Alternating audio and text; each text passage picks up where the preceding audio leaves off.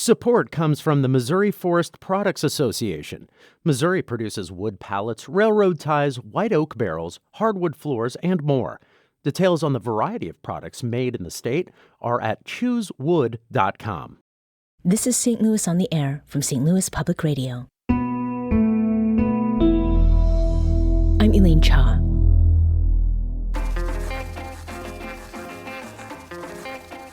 Today, we're devoting our show to a topic that's about everyone who lives in the St. Louis region, and that's population and population trends.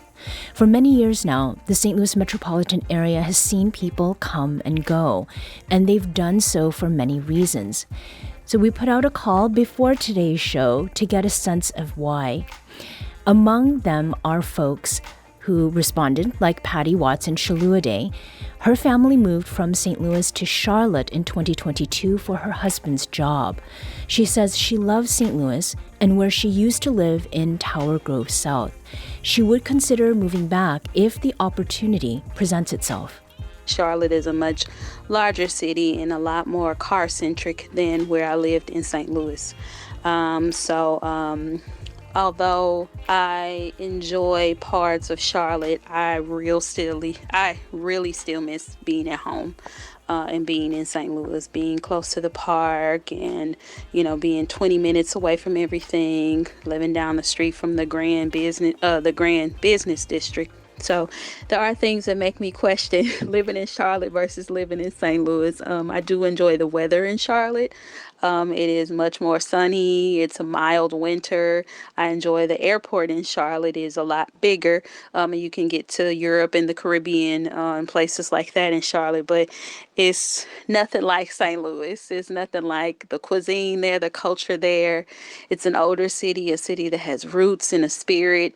And as much as I like the opportunities in Charlotte, Charlotte is a lot more gentrified, and a lot of their things that they're doing, although it's a bigger city, St. Louis has already done. And the crazy thing is, it doesn't have a zoo. And so I miss the St. Louis Zoo. We also heard from college student Justin Boyle, who moved from St. Louis to San Francisco in 2022 for school. The things that really validate the change of scenery or just access to opportunities, increased diversity. I would say the public transportation system is like night and day. You really don't need a car out here. It's very different from St. Louis. And I would say in general, it just feels a lot safer. Things that kind of make me question it is that, in exchange for more of that diversity, I see a lot less black folk. That's something that's very shocking coming from St. Louis. It's a very noticeable thing that I've missed from back home. He says he would consider moving back to St. Louis, but he's not married to the idea. It's kind of happening at like a breakneck pace where I'm seeing like all these different developments pop up in the city. And I also know that they have and I say this with caution, redevelopment plans that are going on in St. Louis. So I know that they are, prepping it for something. So I kind of peeped the vision that, they're kind of making it desirable. So, I would move back. But, it's also a lot of cities out there. So that was just a couple of responses we got before the show. But we also want to hear from you, particularly if you are living here in St. Louis now. What keeps you in the St. Louis region? Why did you move here? And perhaps you've considered leaving. Give us a call at 314-382-8255 or email us at talk@stlpr.org to share some of your thoughts and your insights. To anchor our conversation in some numbers and observations about population trends, we have Ness Sandoval, a professor of sociology and demography at St. Louis University. Welcome back to the program, Ness. Thank you very much. So let's start with those numbers. You did a presentation on May 1st, and that was to the St. Louis Budget and Public Employees Committee. What exactly were you sharing with them? The goal of the presentation was to talk about the demographic hurdles and opportunities for the St. Louis metropolitan region, and specifically to talk about some trends in St. Louis County, St. Charles County, St. Louis City, and Jefferson County, and trying to get a trying to tell people what the data is saying regarding births and deaths. We often don't like to talk about people dying, but as a demographer, there's 3 demographic transitions: fertility, mortality, and migration. And so we have to talk about the number of people who are dying every day, the number of babies born, and then ultimately the number of people who move in and out of a region, and trying to get a sense that there are larger demographic trends that are happening in the United States. In 2040, the Congressional Budget Office estimates that births and deaths are going to equal each other in the United States. That's going to be a historic moment. Around 2042, we'll have more people dying than are born in the United States, which means that 100% of the growth in the United States is going to come from immigrants. St. Louis is one of 9 of the top 50 metropolitan regions that have more people dying than are born. And so we have to understand that's our reality today. It doesn't appear it's going to change. It's getting better, but we just have an older population, and fertility is dropping very fast in the state and in the region. What are some of those other metropolitan areas to sort of give us a sense of who our peers are? Well, the first metropolitan region that actually confronted this was Pittsburgh. It's been in a demographic winter for over a decade. Then we joined Pittsburgh along with Cleveland, Detroit, Buffalo. And so of those regions, we are the largest when we compare ourselves to Pittsburgh and Cleveland in terms of metropolitan size. And so we have to track this very carefully because we can lose anywhere from 6,000 to 7,000 people per year natural decline. And so over a 10-year period, that can be 70,000 people lost from births over deaths. And so we have to track this very carefully because we were always a region that grew because of births over deaths. That's no longer true, and it's no longer true for Missouri as a state. 80% of the counties in Missouri have more people dying than are born. And so these are very difficult hurdles to get over if you don't have young families moving to the region with children, and you're not building attainable housing for those families. And these hurdles are ones that are built by years compounding one on another rather than looking at 1 year and then the next. Yes, we can project. So we can look at the number of babies born, and we can look at the out-migration by age. Typically, babies leave with their parents. And so we can get a sense that there is out-migration happening from the region of families leaving. And I think the challenge for the region is that we have Black families who are leaving the region, and young single Black residents leaving the region, and so that's a different trend than the births and deaths trend. And so these are 2 demographic hurdles for the region that it has to overcome if it wants to achieve population growth. I want to caveat that there are many things that we can be proud of in the St. Louis city and the St. Louis region. There are lots of good things happening. And so today we're just going to talk about population growth, which is just one metric. But there are other metrics that are out there in terms of quality of life, quality paying jobs, housing. And so we have to remember that not to really focus on population growth as the be-all, end-all. That there's a quality of life out there that we can focus on, even though we may be experiencing population decline. So we'll certainly be diving into that a little bit more. We have a caller, Jason, who's calling from St. Louis. Jason, welcome to St. Louis on the Air. Hi, Elaine. I was born and raised in the Central West End, moved to New York City for 16 years after college, and have been home for about a decade. There's the recent Wall Street Journal indictment of downtown St. Louis, I think is spot on, but there was no diagnosis. To my mind, there's a singular structural problem. Rex Singfield put his finger on it, although he tried to implement it through force. The municipal division between city and county, there's a zero-sum game in the region. Every new high-rise that I see coming up in Clayton is a bunch of leases from businesses that were predominantly in downtown St. Louis. Unlike Indianapolis, the Unigov there in Nashville that have a unified region, The division here is just exacerbates the underlying. That is this structural problem in my mind. And until that is ameliorated, there is just a lack of dynamism here that I think that Wall Street Journal clearly articulated without giving kind of the underlying reason why. Jason, thank you so much for your comment. Ness, are you familiar with that Wall Street Journal article? Absolutely. Okay. What are your thoughts, given what Jason has shared and what was in that piece? So this topic is not new. In 1973, a report was issued by RAND in conjunction with St. Louis University, Washington University, and the University of Missouri St. Louis. 1973. St. Louis was the first city to lose 25% of its population. And so there was great concern at the U.S. level of what was happening.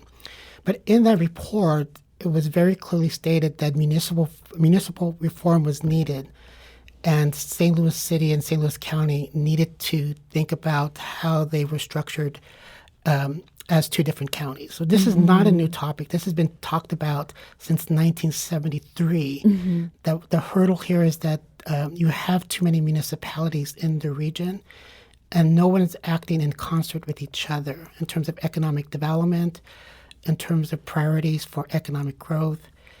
And so it is a challenge. If St. Louis City simply doesn't have enough resources today to try to achieve the type of housing development that we need, it has to. And St. Louis City and St. Louis County, when you look at the migration patterns, are essentially the same county. People move in and out of the city and county every single day. They cross that boundary every day for work. And so there should be some type of discussion about a unified government between the two counties. Right. That is certainly something we've talked about on this show and has been a conversation for a long time, as you've noted. And that Wall Street Journal article had to do with downtown St. Louis, specifically the business district there and the deterioration of the Railway Exchange building.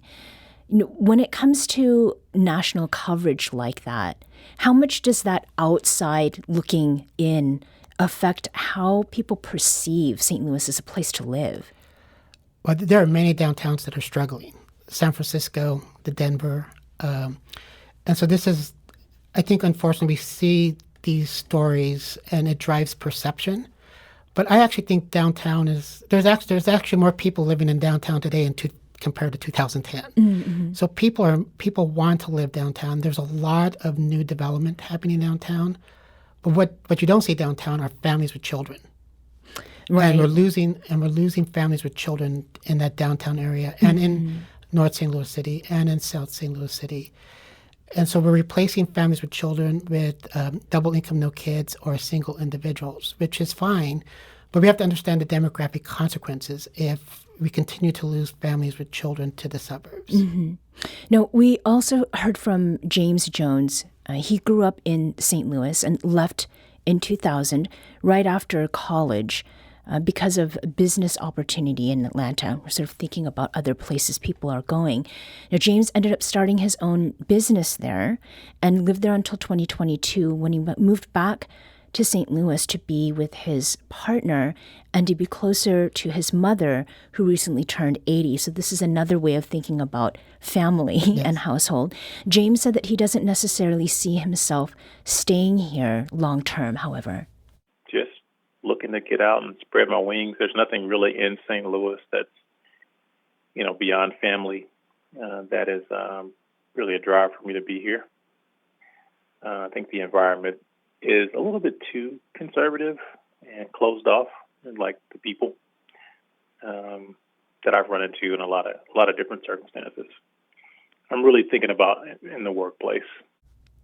James also shared where he's thinking of moving to.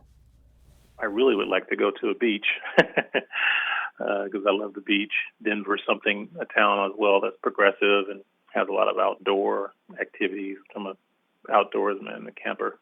So those are the areas that I could think of: Texas, Houston, Dallas, Charlotte, and or Denver. Now, something that he's mentioned is what climate and what physical environment is their natural physical environment. And we actually have someone else calling with a comment about that. Barbara is calling from St. Louis. Barbara, welcome to St. Louis on the Air. Thank you. I just wanted to add a little bit more of an optimistic point of view. The way I see it is, yes, St. Louis is going through population loss for whatever reason. However, with the shortage of water out west, the flooding and the fires and all the other kind of climate change kind of consequences on both coasts, I do believe that people will be moving farther into the Midwest. They're already moving into Arizona and so forth. And that they will be coming in from both coasts, so that the parochialism here is going to probably be broken up, especially when young people are moving back. And we have the two big waterways, which would probably more solidly guarantee water supply, and also barge traffic and that sort of thing, which I think will improve the quality of life. Mm-hmm. I agree with all the other callers with regard to people moving out and maybe moving back. But St. Louis has a homey feeling that everybody knows everybody else, and I think people are looking for that today, especially with the loneliness gap we have. Barbara, thank you so much for calling. So, insofar as what the positive points are, we're definitely going to get into that a little bit more. We want you to join the conversation in the same way that we had some folks who responded to us via Facebook. Jackson wrote that he moved here for a job and stayed, fell in love with the walkable, affordable neighborhoods with restaurants and businesses mixed within. There are plenty of other places we'd love to live, but could never afford to live in the same type of neighborhood in those cities. We're going to take a very quick break here, but we'll be back shortly to continue this conversation. This is St. Louis on the Air on St. Louis Public Radio.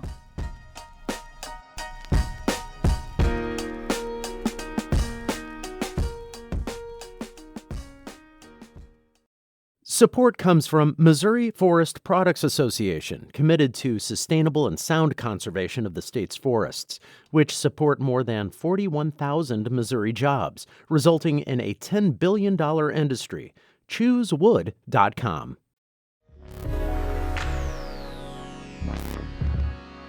Welcome back. Now let's return to our conversation about population trends in the St. Louis region, why people are staying and going, and what that all means. I'm here with Ness Sandoval, who's professor of sociology and demography at St. Louis University, and I'd like to add a new voice to this conversation. That is the voice of Arrey Obenson, president and CEO of International Institute of St. Louis. Welcome to the show, Arrey. Thank you very much for having me. So I think it probably goes without saying sort of what perspective you are representing as we're talking here about population trends and doing something to change the downward trajectory of population here in the St. Louis region. Can we start first, though, with when you came to St. Louis and what it is that brought you here? Yeah. Well, I've been living in the St. Louis region out west since 2002, actually. Mm-hmm. So I came here essentially to work for an international organization that used to be based in Miami, but moved its headquarters from Miami to Chesterfield, Missouri, believe it or not. It's a big change. Yeah. And the reason was that they had been in a building out in Miami that was aging, and it would have just been too expensive to renovate it. And they had the opportunity, somebody offered them land in Chesterfield, and they moved to Chesterfield. So that's how I ended up living in St. Louis. And I've been here 22 years now. Yeah. And you've stayed. And I stayed. Why is it that you stayed here? I would say on the one hand, it's that I had work here. Mm-hmm. But I think on the other hand, because my kids were born here, we've always looked at this option of moving out of St. Louis. But at the end of the day, staying has always outweighed leaving the region. Mm-hmm. And for us, that's a lot more with we like bringing up our kids in this area, in this region. Right, right. So insofar as other immigrants are concerned, I mean, what is it that attracts immigrants to St. Louis as opposed to other places that are growing? Yeah. I would say immigrants are people with dreams, and those dreams are usually invested in family. And I think immigrants are really attracted to places where they can have opportunity to provide for their families. I think that's a baseline that we see with immigrants. If they can provide a better life for the next generation than themselves, that's attractive for immigrants. Mm-hmm. Yeah. So Ness, immigration is something that you have talked about on this show with me in the past.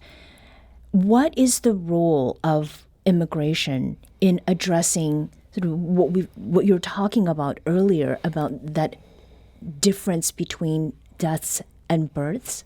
Yes. It's one piece of the puzzle for the St. Louis metropolitan region. If we just look at the latest numbers that came out in March, if we would have had 2,000 more immigrants in the region, we would have reported a net positive increase in migration. So we're very close. Mm-hmm. The birth and death is different. That's natural change. So when we look at population growth, there's two components, natural change and migration. So the region's getting very close to getting positive migration because it's bringing more immigrants in compared to domestic migration leaving. Mm-hmm. So that's the first challenge. This demographic decline, it's a completely different challenge because there aren't enough immigrants that will come to the St. Louis region that will be able to offset that natural decline. Mm-hmm. You'll get enough immigrants to offset the domestic outmigration. Sure. And so that's the challenge. That if you're asking immigrants to offset both parts of the decline, you're going to need about 12,000 immigrants every year coming to the St. Louis. And that's a difficult proposition, especially when every other metropolitan region is trying to attract those immigrants to their region. Because the latest data shows that immigrants are actually more likely to start a business than native-born Americans. Mm-hmm. And so they're looking for the American dream, but part of the American dream is starting a business. Right. And other cities want those businesses in their cities as well. Mm-hmm. What have you observed around that, Arrey? Insofar as those who've moved here to St. Louis, are they starting those businesses, and are they then able to sort of build upon a dream? Yeah, absolutely. That's the immigrant story. And I'd like to just touch a little bit on what Ness said with reference to closing that gap using immigration. That as we speak, we are seeing the largest number of arrivals into St. Louis than we've ever seen. And maybe that's because Ness has beat the drum loud enough and people are beginning to pay attention. But as we talk about arrivals, I say it's a challenge, it's a crisis for this community, but it's also a huge opportunity. Mm-hmm. As we talk about other metropolitan cities competing for the immigrant population, what I say is there's 600,000 Latinos that now have parole to stay and work in the United States that we can engage. The Biden administration is trying as much as possible to reach a ceiling of 125,000 refugee arrivals that had been left in camps since the last administration. We as a community can make a choice where we attract a lot more immigrants. We're aggressive in attracting them and giving them a pathway to succeed here and be able to close that gap. But in the long run, what I also see, and Ness may talk about this, is that these immigrants, the average age that we're seeing, it's about 25. So they're younger and likely to have larger families over a period of time. So the more we can attract them, maybe at some point it offsets that deficit that we're seeing in terms of birth rates.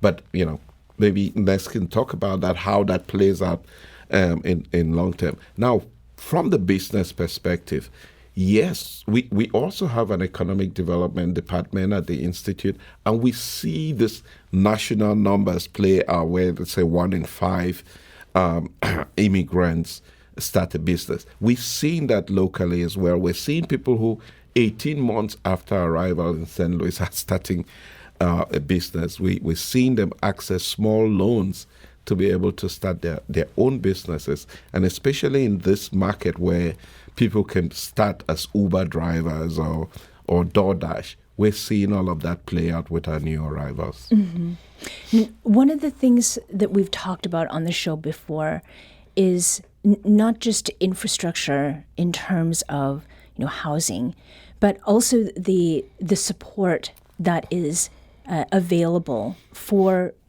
people who are coming here from other countries. So are we ready in that way? I mean, is St. Louis, compared to some other places around the country, in a better position than our peers might be, Arrey? I think we're ready. I think that we as with the International Institute and our local partners, we've been able to build infrastructure and the collaboration that has been able to help people. I mean, we saw that with the Afghan arrivals, and we've compared what we're doing here in St. Louis with what's happening with other resettlement agencies in other parts of the country. I think St. Louis as a community, this is not said about this community, the community really comes together to support immigration and immigrants arriving into St. Louis. Obviously, there are other infrastructural challenges that we need. We need more housing in the city and even in the county to put these families, and to keep them in the city, we really need bigger apartments, the 3 to 4 bedrooms, to keep families down here. But from an infrastructure standpoint, I think the immigrant service providers really collaborate and work together towards welcoming new arrivals in this community. Mm-hmm.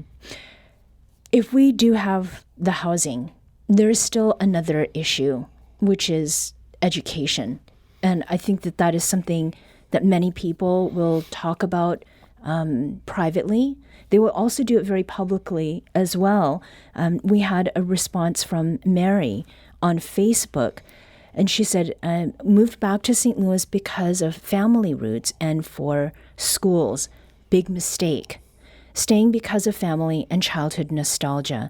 Lack of accessible housing and the hot housing market make moving here difficult for the working class and especially immigrants.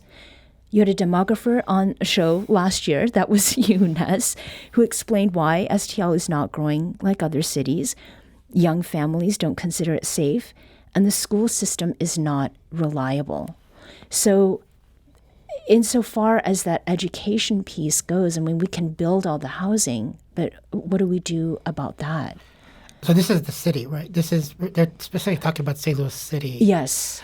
Yeah, so there has to be an investment in the St. Louis public schools. It needs more money. But the schools also have to understand the trends that are coming. There are going to be fewer children in the St. Louis public schools because there are just fewer babies being born. And so St. Louis Public Schools needs to have a strategic plan to reduce you have to start reducing the number of schools that are there and build quality schools, not quantity schools.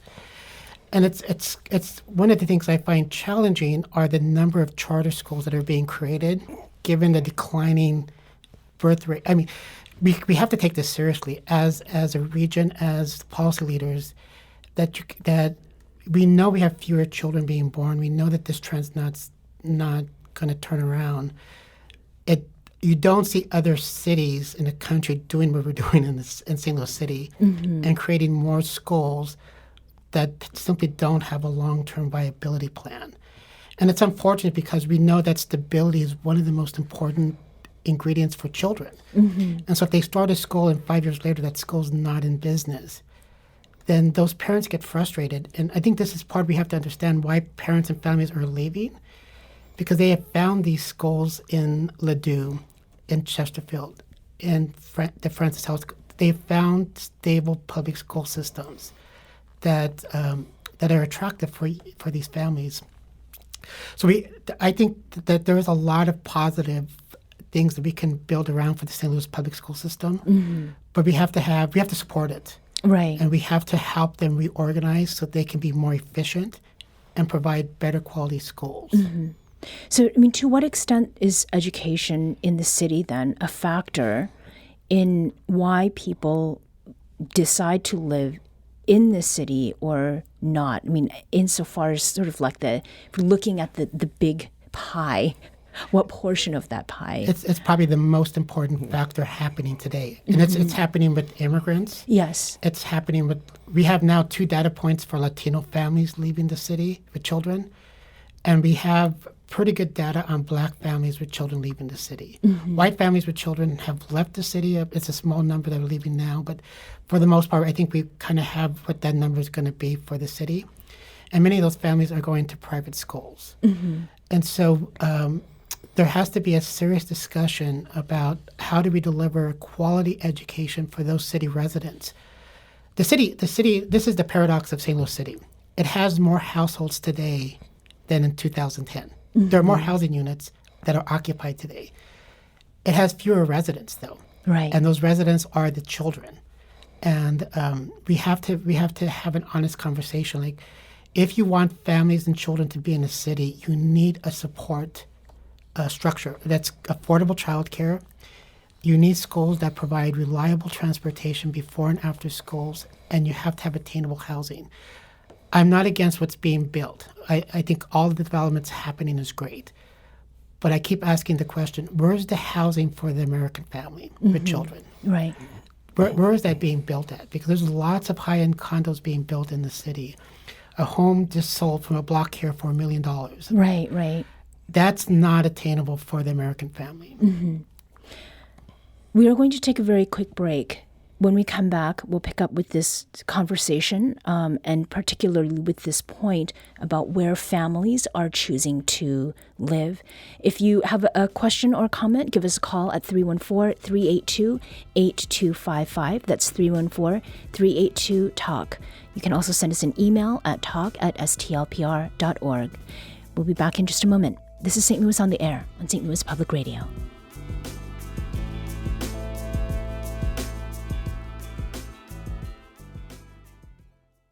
Support comes from the Missouri Forest Products Association, providing more than 41,000 jobs in the production of wood pallets, railroad ties, white oak barrels, hardwood floors, and more. Details at choosewood.com.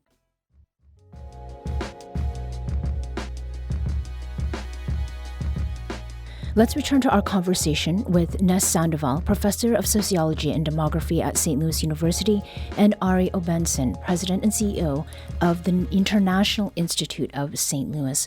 We were talking about population trends here in the St. Louis region, and we are taking calls, and we've received some engagement from folks as well before we started this conversation.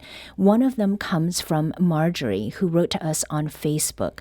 Marjorie says, as a native St. Louisan during the 1970s, my goal for college was anywhere but here. Lived in Chicago for nearly 30 years and loved it. After 9/11, I paused to consider the future, and St. Louis became attractive once again. After a slower pace, less traffic, lower housing costs offset the big, small town segregation and racism I couldn't wait to escape in my youth. St. Louis is smaller now, more diverse, and has lots of free fun. Yet the divisions remain, and I fear the best and brightest of today's youth will leave and never want to come back, leading to a disintegrating metropolis without the vibrancy of youth and immigration, a fresh solution to our problems. We also heard from Ben, who says that he feels a deep affinity for STL, love what it is despite its many problems, and love what it could be. I could probably move, but I don't want to be part of another city's comeback story. I want to be part of ours. Also, I can afford to own, and that is something, I can own a house that is, in a walkable neighborhood and still live a nice lifestyle. St. Louis's urban parks are S tier, and my parents and grandparents are still in STL. Easy access to quality time with them is invaluable as they grow older. So people who have roots here, who have lived elsewhere, who've come back, who are staying for family, I mean, to what extent is all of the sort of the difference or the range in the feelings people have, how does that make that maybe difficult to advocate for change, Ness? I think so. When we talk about population change, it can be negative, but we have some really good data. Thousands of people are moving into the city. It's hard to believe, but thousands of people are moving into the city from around the country, from tax return data. They're coming in from New York, Philadelphia, Boston, Charlotte, Houston, Dallas, Los Angeles. People are coming because they want to find the American dream here. And some people are coming back to live in the city. The challenge is that we have a few more people who are leaving the city than they're coming in. Mm-hmm. If we can solve that one challenge of how do we stop the 20 people net loss to Dallas or the 30 people net loss to Charlotte, the city will start to grow. And I actually think St. Louis City is actually a great city. I think one of your comments talked about it. It's a 25-minute region. Right. You have access to these parks, to the rivers, to the zoo, to Forest Park, Tower Grove Park. And so there are a lot of assets in the city. There's tremendous opportunity to reimagine these big streets like Lindell and make them more bike-friendly. This is what this younger generation wants. They want a bike-friendly city. They want amenities. And so St. Louis should be taking the lead and redesigning the city for a new generation. It may not produce a lot of people, but it's not about population growth. It's about the quality of life and creating a city for the next generation. Arrey, when you talk with immigrants who are not living in St. Louis City, I mean, are they talking about the same things as being assets that would maybe cause them to think about moving out of the county and into the city? Well, one of the things that we found out, because we have this Afghan support program that we have essentially been doing a tour around the country and engaging with Afghans. And what we realized, and we're going to see we're seeing a lot of secondary migration of Afghans that went to other cities, is that we are able to tell people that in the St. Louis region, you could actually achieve the American dream, own a home, for example, where in Virginia or in Sacramento, it's probably, you can work for 30 years of your lifetime and you would not be able to own a home there. And I think that those are the things that people value. As we talk to, it's education is the one thing that comes up all the time. And unfortunately, the headlines that we see from time to time about St. Louis is about the negative stuff. It's about the crime and all of that. And those are things that, when I talk to immigrants, I say, well, in many cases, we come from a violent situation and we don't want to be put in a violent situation. Those challenges are some of the things that we confront when we're talking to people.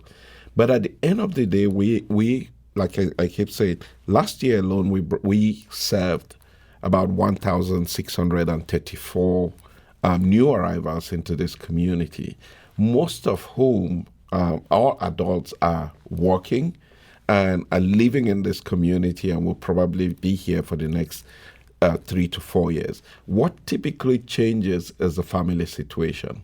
And that family situation is probably the most challenging thing because everybody wants to go to the areas where they have larger family homes, right, stable economic, and that whole perception about safety.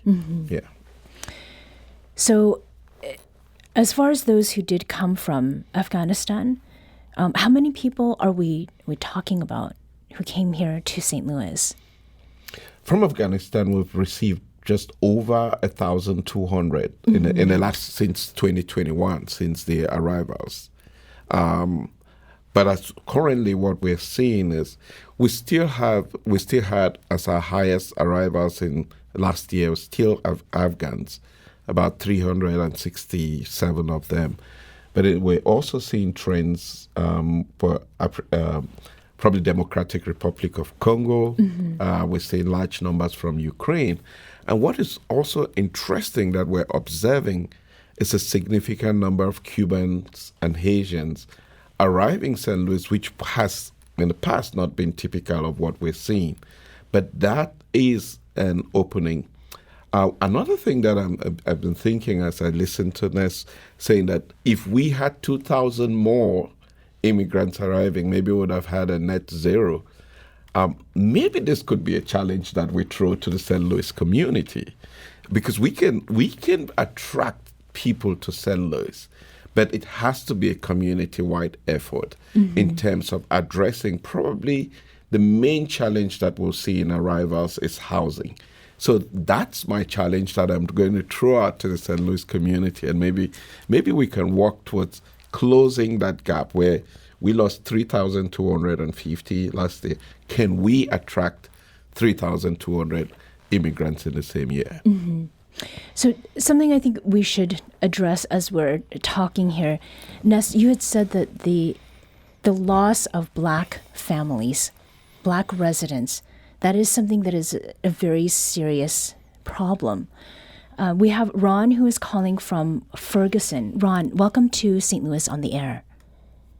I would like to say that, if you really want to have economic development thrive in St. Louis and growth, you're going to have better family structures.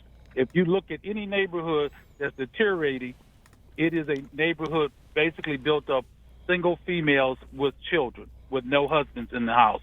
So you have to deal with that first, and that has to be a priority. You can't show me anywhere in the country where there are thriving neighborhoods where the vast majority of the people living in those neighborhoods are single females with children. If you deal with that, the crime issues, the school issues, and all of those other issues will go away, and it's the same way around the country and around the world. There are no thriving communities where the vast majority of people in the community are single females with children. Okay, Ron, thank you so much for calling.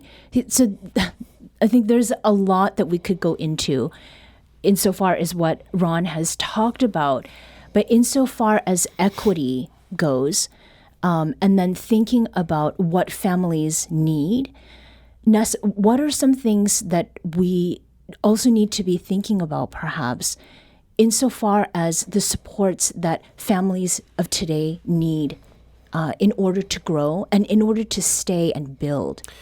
We need to support families with children. We need to think about affordable childcare, attainable housing. We have to remember if some of these kids, students go out to college, they're coming back with a tremendous amount of student loan. And we know that when students make rational choices, you tend to reduce your fertility rate because you have these payments to pay. And so we have to think about what the common good is. And going back to the caller's question, we need to provide, this starts at a very young age. It starts with kindergarten. We need to provide these support systems to help these families provide an opportunity structure for their children. And oftentimes what's happened in the city and in the region, that opportunity structure is uneven, especially for African Americans. And that's why when you start to look at Charlotte, Houston, Dallas, there's just a different opportunity structure. There's a different morphology, a spatial morphology of inequality in those cities compared to St. Louis, Milwaukee, Chicago. And we're seeing this great migration back to these southern cities. It's not just St. Louis City, it's Chicago, it's Detroit, it's Milwaukee, that Black residents are finding the American dream in those cities. So American dream has come up quite a few times. And Ness, you've talked about opportunity structure. What is the relationship between those two? Maybe the first thing is, what do you mean by opportunity structure? I'm talking about being able to go to a park and feel safe, being able to access a quality education, public education, being able to enjoy curricular activities after school. You don't have to pay for them. Those are the types of things that the suburbs are offering. Do they really exist in St. Louis City in parts have it? Other parts, they're non-existent. So is that also synonymous with American Dream? I think the American Dream is you want to be able to achieve your aspirations. You talk to young children, they have tremendous aspirations of fulfilling their dreams. But at some point, they reach a ceiling and think, I cannot achieve my aspiration, but I can achieve something different. We want to create a structure where every child has the opportunity to achieve their aspirations. Arrey? I think the American dream for the immigrant family particularly is, and this we hear from people, it's a father that just wants the dignity of work so that he can provide for his children, or a mother who wants to provide the safety of a home for her family, or children that have great ambitions and really just want to change the world.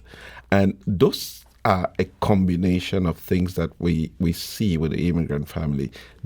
Every father that I talk to wants a better life for the next generation. And that's a starting point. Now, the children may be more ambitious than that, but mostly the parents are looking for the best place that they can provide a better quality of life for the next generation. And I think that's the conversation. Ness has raised this child care conversation, which is crucial. It's really important. And, at the Institute, we're beginning to talk about women, because women are coming here, but women are faced with this conundrum of taking care of children and staying out of work. But that's the best thing that they can do to provide stability for their families, right? So it's a structural conversation, besides the conversation of housing, but those support systems. Even as we are going to, if we want to build, we need to not just build homes or houses. It has to be beyond housing. So as you're building, you're also thinking about the other attractions that you can have, the parks, but childcare, safety in terms of police substations and things like that. That could be ways in which we think differently about how we build communities. So, Ness, population growth is one metric. How seriously should we be taking this? I think we need to be honest, have an honest conversation about population growth for the St. Louis metropolitan region. We are with Pittsburgh and Cleveland, where we have more people dying than are being born, and that number is going to get bigger every year. And so we have to be realistic. Like we need American-born citizens to move to the St. Louis metropolitan region. 50% of the growth is coming from Latino American-born citizens in the United States. We're 95th in the country in terms of our Latino population size. 95th. If we're missing about 300,000 Latinos in our region. That's a lot, right? So if Latinos do not come to our region in any significant numbers, then we have to understand our future is not probably going. We're not going to see much growth because 50% of the growth, of natural growth, is coming from Latinos, and so we have lots of good efforts that are happening with the Mosaic Project, with the International Institute, with the Office of New Americans. If we don't see any big changes over the next 10 years, I think it's okay not to grow. I think that's fine, as long as we're making the investments to have a better public school system, we have a better city, we're creating better safe spaces, then that's fine.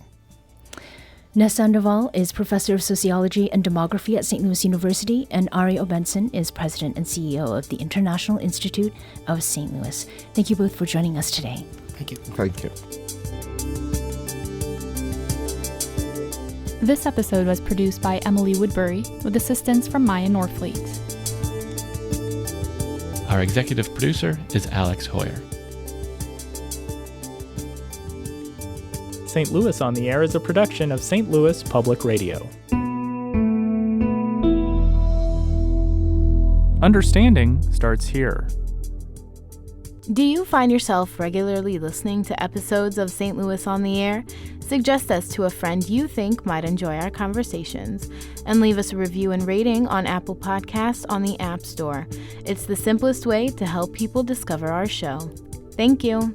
St. Louis Public Radio is a member-supported service of the University of Missouri St. Louis.